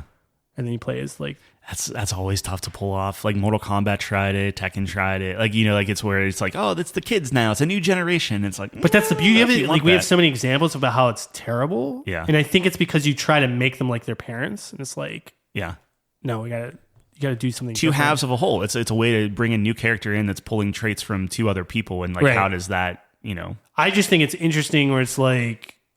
You can have this situation where it's like you have the first game and you're the main character, and then your son or whatever. It's like maybe they resent you because you're like the hero and you can't go anywhere without. Yeah. You know what I mean? That's always an interesting. And then people will dissect it and be like, "Oh, it's like the developers. They made a really good thing, and then they're rebelling against that thing because they don't want to be pigeonholed. They want to try something new or something." Like that's what they're doing with the Kojima and whatnot. Yeah.